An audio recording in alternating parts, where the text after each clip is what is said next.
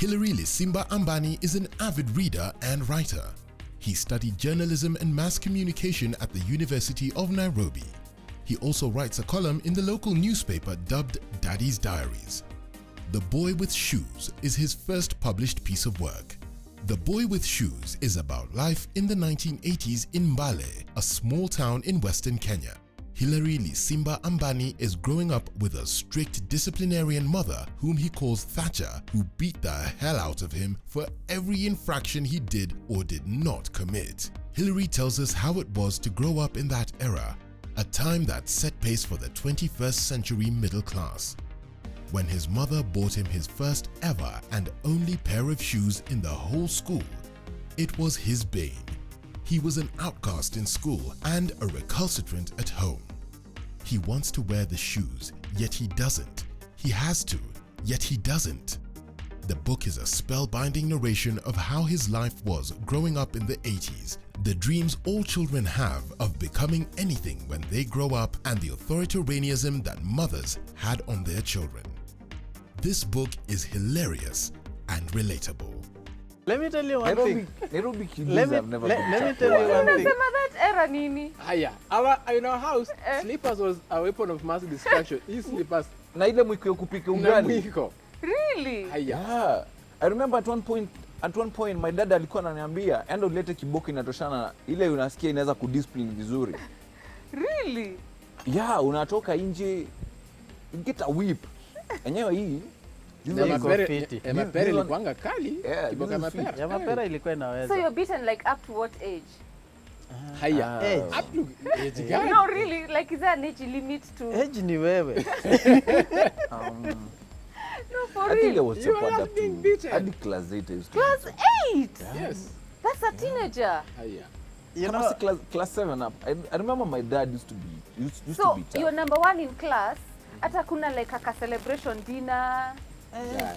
No, really. celebration. With who? No, me I remember to go No, really. Celebration. Sasa I've always wondered if I was number last. What Would would you be here? You would have been killed. I mean, I would But be at dead. least would she tell you, well done, this term umefanya vizuri? No, that was being said by the teacher in my report card. Sio yeye. Not yeye? No. Haya. Wow, okay. You know, on that, Eh. you as a parent and as a teacher at the same time, you didn't want to be impacting education on other kids who performs better than your kid. You know about teachers. Imagine being a pastor's kid. Hey, Oh my God, Brian, you're a pastor's kid. My mom is born again, my dad is born again. So everyone alikuwa ananiuliza pastor kwa wapi? Yeah. So- I had to be disciplined. I went to follow the rules. Hadi wa leo. Mpaka wa leo. There's some places nikienda ushagu hata wasipiti huko. Lakini Nairobi hupita. Nairobi Nairobi unashindaga hizo places. Nairobi is crazy. You hang out there. eh? Nairobi. So, were Ay, you a ay, bright kid then as a pastor's child? Hey, bright Hata ama unaamka. bright ama That silent sharp. is very loud. Ulikuwa sharp? Nilikuwa sharp. Na nilikuwa na vitabu zote. Textbooks, everything. Mimi sikugrow kama majamaa. Mimi nilikuwa nanunulia vitabu zinaibiwa. I- They stopped buying. I grew up in Machakos, and I think my dad had a job, and ni kama alikuwa amechanuka kidogo Okay. kidogo. Yeah, so I had shoes back from, I remember, don't know sijui ni Nasarama ni class 1, class 2. Yani I grew up with shoes. Plus si mimi peke yangu nilikuwa na viatu. Okay. Then Shule yenu mlikuwa na viatu yeah, nyingi kulikuwa. We used to even to compete. Hey, you have nice shoes. Hey, you have yeah, you have Yes, you you new say shoes. you have nice legs, bro. Hey, you have new shorts. No. Yeah, I grew up with shoes. Yeah. Yeah, Okay. mimi. Umevaa We used to viatu. compete But about you know, legs. unajua pia nimegrow on the Machakos there. Machakos tofauti ni Machakos Hey, karibu bwana. na Urban Center Nairobi. Ama Yeah. what's your point? news zinafika haraka. Mko hapo kwa hiyo. But wewe ulikuwa kwa border. You mentioned Mbale. There's Mbale in Kenya and there's Mbale in Oh, Uganda. is it? Yes. So I was thinking you're making reference to No, there's a Mbale in Uganda. So Mbale is the village or is the home town. market? The Mbale is the hometown. town. The town. The Yeah. place Town with shops, center. yes. yeah, kule kuna rats. So nuko ndio mlikuwa mnataka kuendanga sana? Kuenda mbali ilikuanga umeachieve, yani ukienda mbali. Kwanza I only used to go to Mbale nikishakuwa number 1 shule. Naambia sasa ndio utembee Mbale. So in a week on average you are being beaten how many times? Out of the 7 days, maybe 8 days. Aki, you're exaggerating. Aki, you're exaggerating. I'm telling you. Did you mention your father in this book? Yeah, he's there. He's there. Was he there during all this time? Okay, he worked away from... Yes, he worked in Nairobi. Yes. He worked in Nairobi. He used to come once a month, I think. Yes. Wow. Yeah. Okay. Paydays, used to travel on paydays. And then the one time he came and he got down at a matanga. Yes. Yeah, that is crazy. I should have recorded. As I was imagining my dad if it was on YouTube, it would be at 1 million plus 1 views. million Then. plus. It was that good. Hey. Okay. I've never seen him again. Different. I've never seen him the same way since. No, since. Yes. But at least your relationship is better now. We are cool. Yeah. He's my boy now. Yeah. He's your boy. Now that you're raising a son, does it bring you closer with your dad? Like, do you understand him a bit better? Yeah, I've come to love that old man. Yeah. Now you can say that, yeah. Okay. Most of us grew up without a dad around. Come to think of it, every son will want to emulate the characters of the dad and all that. And the decisions he made, man, I really admired. Yeah. I've been his friend for 2 years. And when I saw the video on Engage, actually it was like, is this real? Because I've been around kids since my firstborn was born, the secondborn to the thirdborn. And sometimes I just get so much exhausted as part of the parenting process. But being alone, and especially a dad alone at home with a kid, it's a lesson. Was it tough to do Engage emotionally? I almost peed on that stage. For real? No one knows, yeah. Yeah? It was tough. Okay, emotionally, I don't have a burden because, you see, this kid was born, I actually watched this kid get born. I was in the delivery room. So I saw him when he was like a minute old. So basically, I understand this kid from that very first minute. So it wasn't really a big problem for me to raise him because I birthed him when he was this tiny. Yeah, I've changed that, so it didn't really become difficult. So on Engage, my worry was not about the emotion. Okay. It was about the people in the audience because there are people looking at you, and you know, so many eyes can actually look at you and you collapse. So. Okay. You didn't look like you were afraid. I just know how to cover up well. Yeah? And use humor. Yeah. And use humor for that. So your experience, picking on what you said on Engage about Kilimani Moms, why did you join the group? Someone, you know, people always advise you, and most advice is usually wrong. Someone told me, you are struggling to raise a kid. There's a group you can join. It has mothers who have experience. You join. Kilimani Moms. Yeah. You had never heard of it? Sasa ningejua Kilimani Moms. That group is crazy. And that group has harsh women. Hey. And what were you seeing on your comments? Insults, like, you know, the first one just say, what is a man doing here? Then now everybody else now picks from that first comment. So everybody else feeds off that. Yeah. Are you still in the group? Are you still gaining lots of wisdom? Yeah, I'm very wise now. But I think the group is kind of changing. I have not been. Are you in the group yourself? You are? Yeah, we are in Kilimani Moms. Everybody. Everyone. Are you not in Kilimani Moms? No. Are you in Buyer Beware? No. So I joined because sometimes I would get stranded, like, okay, what does this kid want at this time? Yeah. And you see, the mom is also a new mom. Yes. Even as she's away, but I can't ask her because she does not have experience. Yes. So who do I ask? No one. Your mom? No. My mom had been annoyed that I was letting my wife go work that side. So it was not easy to tell her, now nimekwama. Because you'd remind me, I told you, yes. So I tried to avoid that. Okay. But now at least you're managing. Right now I can raise another kid easy. Oh, so are you planning to have another one? You want me to die? Because that person already is... I'm struggling to remain sane, even with that one. Even with, how old is he? He's turning 5 in a few months. Oh, 5. Okay. Yeah, you've done well. From 6 months. From when he was born. But I was left when he was like 6 months. Oh, she left when he was 6. Okay. But at least they hook up, at least even if it's once a year. Yeah. No, actually, we travel to sometimes, like when they close school, I usually take him to where the mom is. Oh, nice. And they spend time. And the boy looks good in locks. Isn't he locks? I know. Yeah, he looks I need to follow you on Facebook.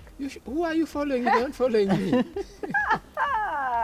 There's a story you've said here which I want us to close with on that time you got late to school. Ukajificha. Kulikuwa na baridi asubuhi. Can I add on something? Yes. And he can also tell us about the night running thing.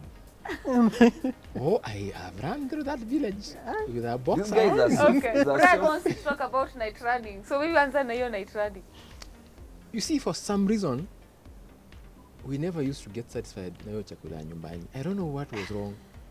Si ati chakula ilikuwa kidogo. There was enough food. Yeah. But you always feel like, let's just go steal something and eat. Even something worse. Yeah. Umekula chicken lakini unaenda kuiba malenge. You get like... Where did you thought ilikuwa inatoka wapi? I have no idea, by the way. I have no idea. It's called being a kid. So you went to steal ndizi ya Bananas. mtu. Yes. Hizo ndizi zilikuwa zimesimama. So when you went to steal, tukashikwa. Like someone came. Then I was running away. Nikajiambia kuna mtaro hapo, acha niingie ndani nilale. That story was like, yeah. Kumbe someone had done stuff in that mtaro. Oh my God. So I had the choice of whether I want to go home smelling of shit or to remove that trouser and go home naked. The second decision seemed to make more sense. Night runner. Given that it was at night. Yeah. So nikatoa hiyo trouser mimi nikaiacha huko. You were still in primary. This thing, yeah. Yeah, these things I did while in high school. Yeah. The things you did in primary. So I'm like, what, is there a book for what you did in high school? Yani wizi, Very kuiba soon. maembe, nini, all that stuff. We Three did in high crashes. school. The problem was we were bright in school. So hatukuwa tunasoma ati ndio tukacha na wengine. Which meant I had so much time to do nothing. Do a lot And of I have to do something to avoid getting caught up Yes. in it. Yes. Yes. So is there like a sequel to this book? There are very many sequels. There are many. When do we expect them? I'm This doing year? the second one now. Ah. I've already done 40,000 words, so I need to add like 10,000. Yeah. Okay. As we close, Daniel, Yes. why should people get this book? First, my age group. First, it's a reminder of how we grew up, and especially for those who grew up in the village. And it's a good humor, a good reminder and history. The second group is the people who grew up in town centers. You, for example, I'll take that because part of whatever is written in the book, you never went through, especially the punishment part and the chickeners doing stuff in the village. I also attended Disco Matanga very many times and I got beaten not more than 10 times. I mean more than 10 times. Matanga, by the way. Disco kwa matanga. Ni disco kwa matanga. You just can't sit the whole night mnaangaliana hivi. Oh. You'll be the only person in that funeral. So let other people come usiku, they dance so that the place is lively. Where are lively. we dancing and someone has died? Now, that brings us to the next thing. In our place, when somebody dies, actually we treat it as a celebration because it's a life well lived. Okay. So, and Kitambo, you know, people didn't just die. It was all people who used to die. So basically people were celebrating life. Okay. So you wouldn't treat it as a sorrow, kind of. Okay, I get so it. people come together, Oh, that was celebrate and all special. that. Yes, kind of special. Okay, good stuff. Brian, why should people jibamba with this book? If you want to laugh, it's the best book. Plus, the book takes you back to those days.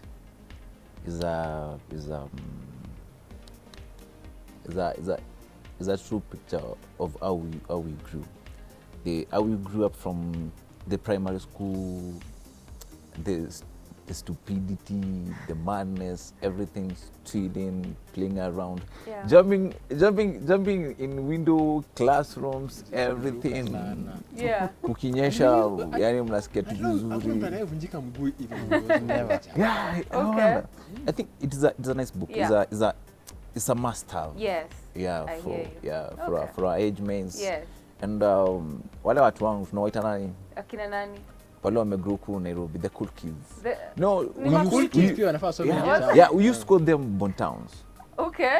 These guys should read this They book. Yeah. should know how Yeah. we really And if you suffer. just love being happy, itakutoa too stress, yani you're true. just having a bad day. But then I read this book, sometimes I get in the house and I like, no, she saw me. Wacha hii nimalizie kesho. You know, the book is nice, it's Yeah. wholesome, and it's short. Yeah. It's short. Yeah. It's true. Yeah. It is. How do people find this book, gentlemen? It's at the KU bookshop. Okay. I thought you'd start with Facebook. Find me on Facebook. Of course, you have to follow me. Again, I ask, if you're not following me, who are you following? Okay. Yeah, KU so- Bookshop. Yeah. Uh-huh. But then on Facebook, if you just follow me on Facebook, Hilary Lisimba Mbani. Okay, my friend list is full, so you can just follow. Okay. Oh, your friends list is packed. I know, or I can unfriend a few people then. Then, okay, and I respond to inbox, by the way. So if Okay. you inbox me for a copy, I'll actually respond. Yeah. Is there a number you want to give? 0724 64 25 67. That's audible enough, right? Yeah. So that's your number. Yeah, I mean, for those who want to buy the book. exactly. Okay. And if Esther is watching, sorry, you're a married man. Esther, I'm married. You're married now. Yes. You know what? The Boy with Shoes is an incredible book. It's funny, it has comedy. I didn't grow up in the village, so for me it was incredibly eye-opening. And I'm like, is this for real? Am I there's fiction in here? And then I sit on this panel and all of you just say, this thing is for real. So that was quite enlightening for me. So I recommend that you find this book, one of our own, Hilary, he's on Facebook. Are you on Instagram? Unajua hii generation watu wako The day I was Instagram. about to ask him. Mi usahau Instagram. Niko Instagram lakini mi usahau nakumbuka. Sijapost Because kitu hii generation Instagram. haiko Facebook sana sana. Yeah, I'm on Instagram actually. Okay. As Hilary Ambani. Yeah. Hilary Ambani. Okay. Ambani is my dad's name. Yes. Yeah. Ken Ambani, are you related? No, but Maybe. But those days when he was still popular, I would say yes, we are related. When he was Now I can say we are not. gosh, you're mean. Okay, so we have to close now. It's a good book. Congratulations. Looking forward to the sequel of your many other stories. Keep that. The thing is, you have this comedy streak with your pen, and also in speech as well. Because watching Engage, it's also really, really funny. But also thought it was very emotional. But I think that would be another conversation we need to have on your journey in fatherhood. Even before you release your book. It's very emotional. Man. Even before you release your book, I think we need to have that journey, that conversation. Would you be up to it? I know, To Harrison. be a raw one.